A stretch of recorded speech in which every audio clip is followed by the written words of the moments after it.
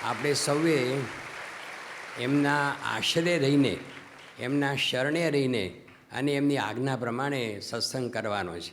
જેમ યોગી બાબા બોલી ગયા હતા કે પ્રમુખ સ્વામી શાસ્ત્રીજી મહારાજનું સ્વરૂપ છે અને શાસ્ત્રીજી મહારાજની જગ્યાએ છે અને એની આજ્ઞામાં રહેવું તો તમને શાંતિ થશે.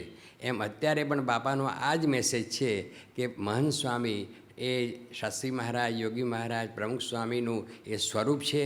એની આજ્ઞામાં રહેવું અને એની આજ્ઞામાં રહેશું અને સત્સંગ કરીશું તો જ આપણને જીવનની અંદર શાંતિ અને સુખ થશે. આપણો સત્સંગ છે એ પણ સુદૃઢ થશે અને ખૂબ આપણને રીતે આનંદ આવશે. તો જેમ પૂજ્ય ડૉક્ટર સ્વામીએ વાત કરી એમ આપણે બધા ખૂબ સંપ, સુરત ભાવ અને એકતા. બાપા કહેતા ને કે એક વિચાર, એક રુચિ અને એક આસ્થા, બસ આ જો આપણે રાખીશું પૂજ્ય મહંત સ્વામીની અંદર તો આપણો સત્સંગ હજુ પણ અનંત ગણો વિસ્તરવાનો છે. કારણ કે આ શાસ્ત્રીજી મહારાજનો સંપ્રદાય છે. શાસ્ત્રી મહારાજે અનંત કષ્ટ વેઠી અને આ સંપ્રદાય ઊભો કર્યો છે. આપણું જ્ઞાન અક્ષર પુરુષોત્તમનું સનાતન સત્ય છે. આ બધું કાર્ય પણ જોઈએ તો સનાતન સત્ય છે. તો એ કાર્ય અનંત ગણું વધવાનું જ છે. એમાં ક્યારેય પણ કોઈ દિવસ પાછી પાની થવાની નથી.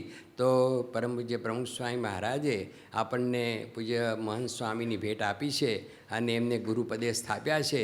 તો આપણે એમની આજ્ઞા આશીર્વાદાર્ય કરી અને એ રીતે સત્સંગ આપણે કરીએ અને આપણે સૌ પ્રતિજ્ઞા લઈએ કે અમે પૂજ્ય મહંત સ્વામીને એ રીતે મન કર્મ વચનને સેવા કરી અને રાજી કરીશું.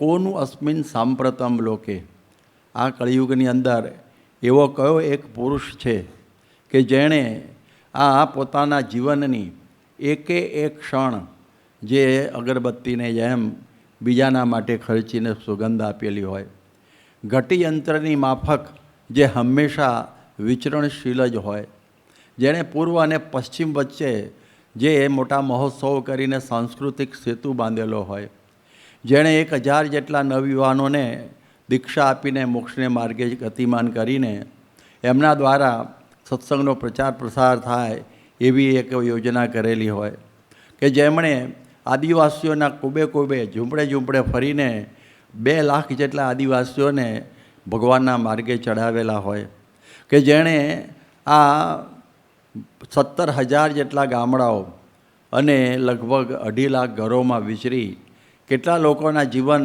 ઉર્ધ્વગામી કર્યા હોય. પરદેશની અંદર એટલે કે 50 દેશોમાં પણ જેમણે અક્ષર પુરુષોત્તમનો અને આ સંદેશો પ્રસરાવેલો હોય અને જે પોતાની સાધુતાના બળે જે પંચવ્રત કહે છે અને ભગવાનની ભક્તિના બળે આ સત્સંગનો વિકાસ આ 5 ખંડની ધરતી ઉપર જેણે કરેલો હોય, જે સૌમ્ય સદાચાર સંયમની મૂર્તિ સમાન હોય અને જેના દર્શને અનંત જીવોને શાંતિ પ્રાપ્ત થતી હોય, ઘણા બધાના 3 તાપ બુઝાઈ જતા હોય, ઘણા બધાની કૌટુંબિક સમસ્યાઓ હલ થઈ જતી હોય, ઘણા બધાને મોક્ષની અંદર પ્રતીતિ આવી જતી હોય, એવા જે પુરુષ આજે આ પૃથ્વી ઉપર કોઈ છે તો જનના મુખ ઉપર 5 ખંડની ધરતી ઉપર આજે એક જ અવાજ છે, પ્રમુખ સ્વામી મહારાજ. સ્વામીએ ખૂબ મોટી જવાબદારી આપી છે, પણ એવું છે એમને જ ધ્રડાવ્યું છે. આપણે જવાબદારી ભગવાનને માથે નાખીએ. સ્વામીએ જે કાર્ય કર્યું છે સંપૂર્ણ મહારાજને માથે જ નાખે. એ કોઈ દિવસ માનતા નથી, ક્યારે આપણે મનાવ્યું નથી કે હું કરું છું. એ વાત છે કે દરેક કેટલી વાર ધડાયું છે પોતાના જીવનથી, ઉપદેશથી, બધી રીતે. તો એક એ વાત આપણે ભૂલવાની નથી. તો જો એને લીધે જવાબદારી બધી ઘણી સરળ થઈ જાય છે. મહારાજને માથે નાખવાનું અને પછી જે કરવું ઘટે આપણે કરવાનું.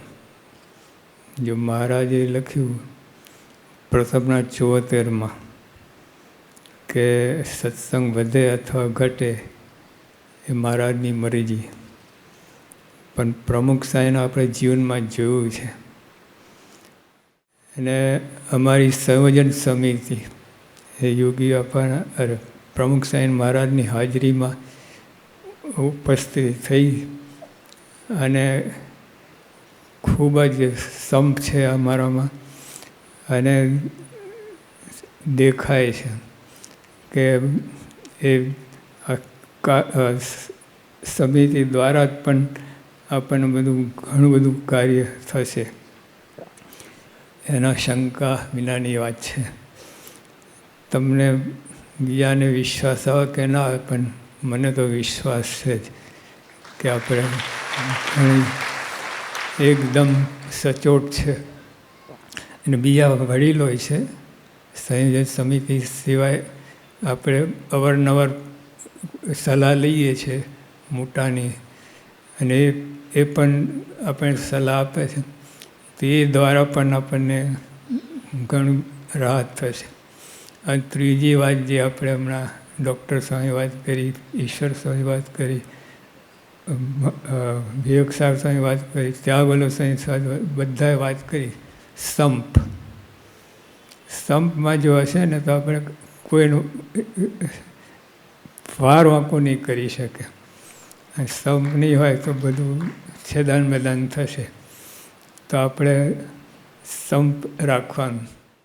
જય સદગુરુ સ્વામી પ્રભુ, જય સદગુરુ સ્વામી. સજાનંદ દયાળુ, સજાનંદ દયાળુ, બળવંત બહુનામી. જય સદગુરુ સ્વામી.